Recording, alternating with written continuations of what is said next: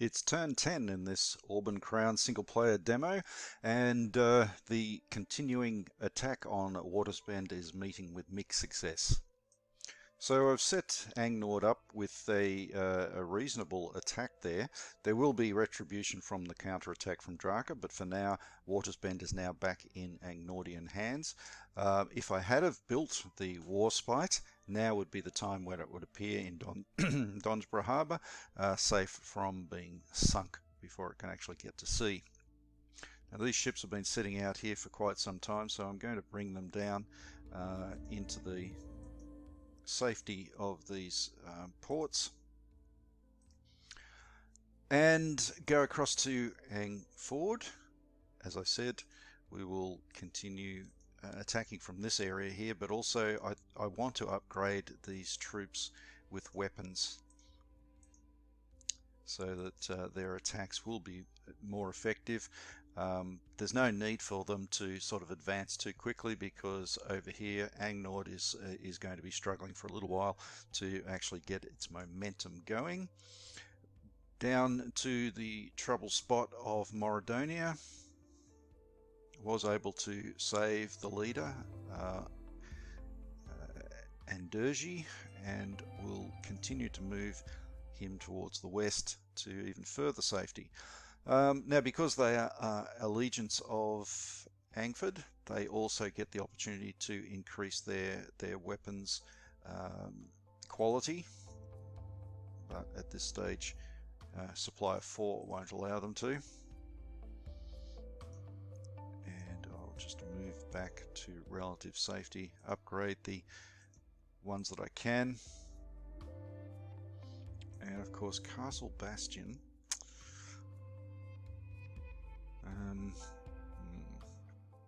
I'm contemplating whether to actually abandon the castle, but I won't. I'll just attack the small humanoids from the castle, push them back, and hopefully Thrangren, which is now on 83%, will join very soon to help with that defense in the Moradon region.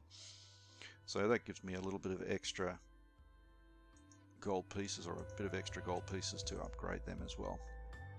The ship and the defenders of Terzar. Across to the Ancients. I'll do their ship first, or ships.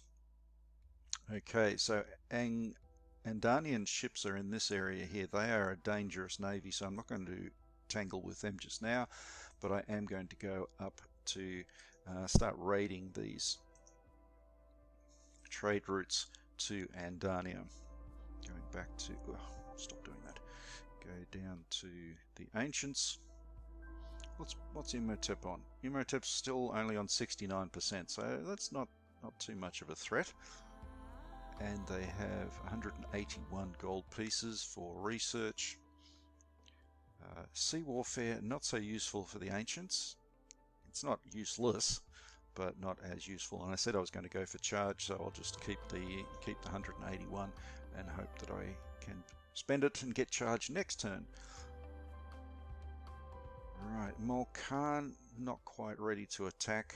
I want to get that elite unit up first with armor.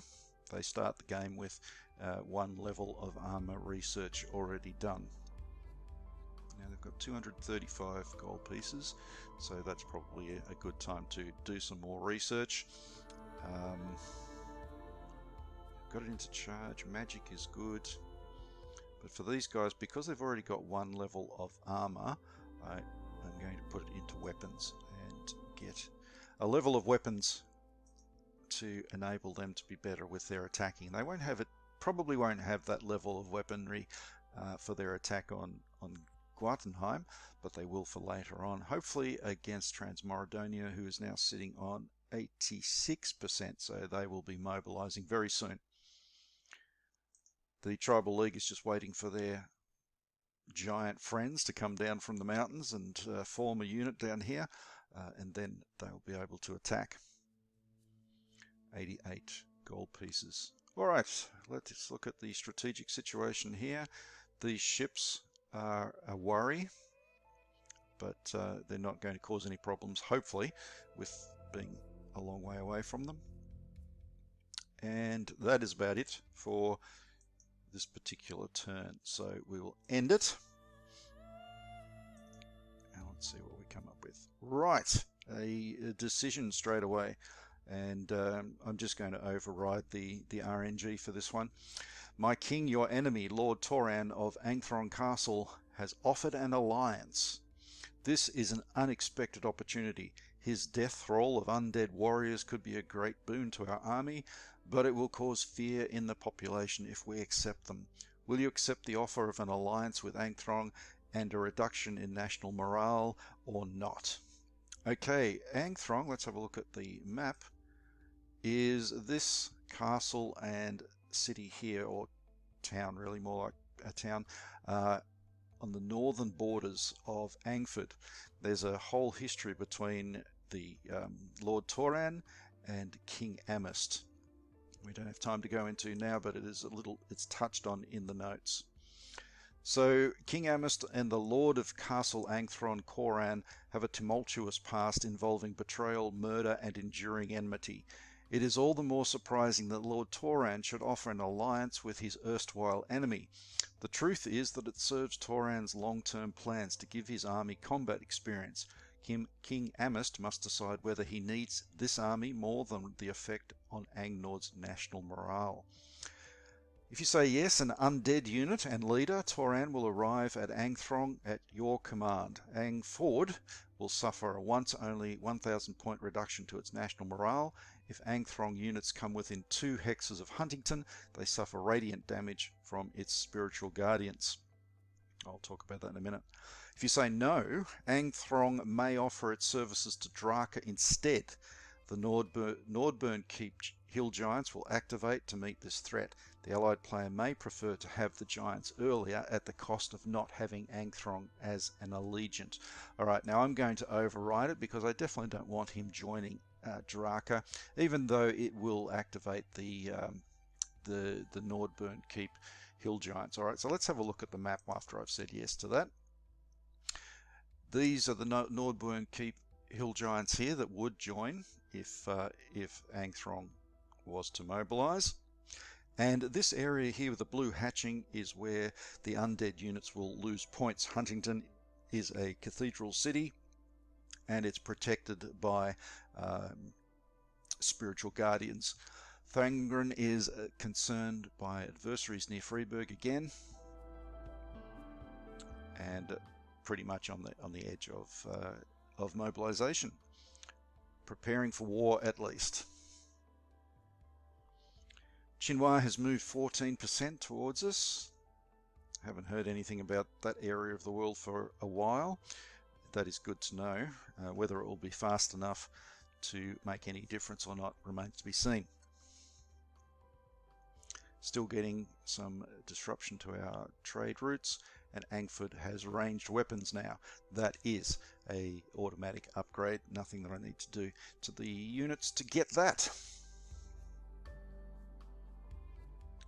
187 gold pieces, 232. You can see Angford is now outstripping Angnord in terms of its production, especially when they lose this 100 here. Angnord will be way less than Angford, and the other countries have pretty much normal production at this stage. Alright, that looks like the Svardborg Frost Giants have joined Norddelm, and Draka has retreated. Doesn't look, he really is a coward. As soon as units get near to him, he tends to retreat rather than to attack and then retreat. So with a human player, he's much more dangerous. But I'm happy in an AI game that he's not causing me too much trouble at this point. He will. Other attacks are happening around the place. Castle Bastion continues to hold out. I'm not sure they will against a determined giant attack. And they're looking much weaker now.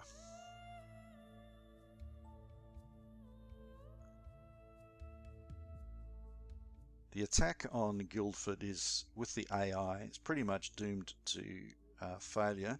They will do damage, they will hurt, and all that sort of thing, but a human player has a much better chance of actually getting through the defenses, which goes without saying. I guess the AI does its best, and for the most part does a reasonable problem. I don't know about the supply situation, though. It tends to put units into completely zero supply places, which it's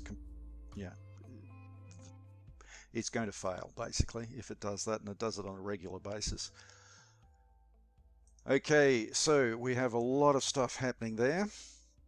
If you want to read through all of that, I would suggest just pausing the YouTube play at this stage. I won't go through it all. The one thing that I do want to point out is Qinghua is prepared for war because they've been attacked by the Golden Khanate. We have another trade route, and I'll just let the random number generator decide for me which it is going to do. No, we don't want that trade route. Fair enough. So that trade route would have gone from the Tribal League across to the Ancients. The Tribal League will benefit from keeping it to itself anyway, so that's fine. I'm fine with that decision. All right, next turn we are up to 11.5 minutes, so we'll see how we go.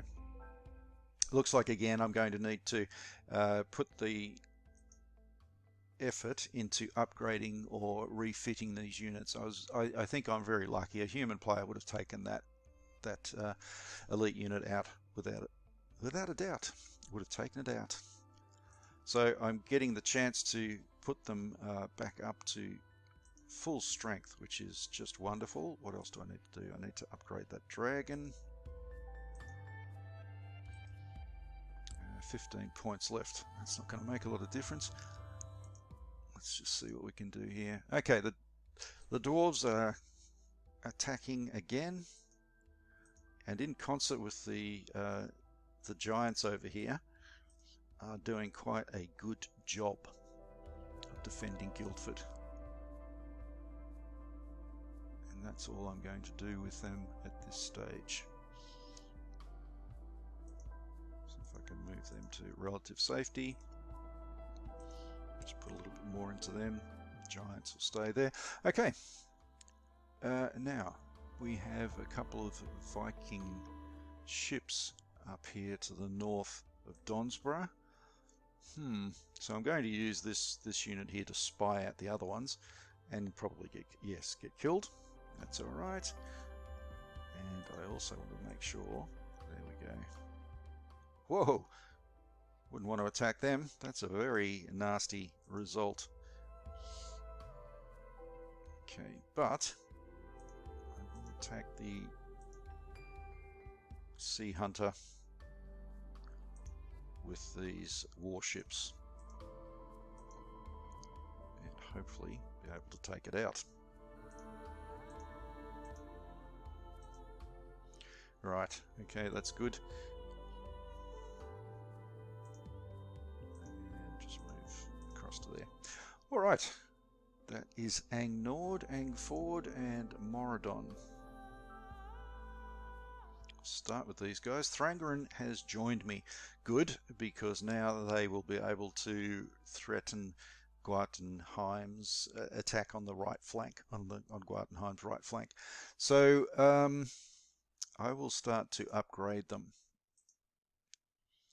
Quite often it's a question of whether to upgrade Thrangaran, because they again will leave the war once Guartenheim has been defeated. So you don't want to spend too much of your hard-earned gold pieces on them. So that decision is one that each player has to make for themselves. I'm just going to upgrade these guys here as much as I can. Don't worry about them. That should be fine.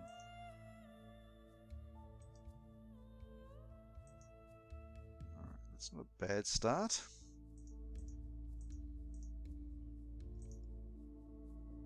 And that's it for Angford.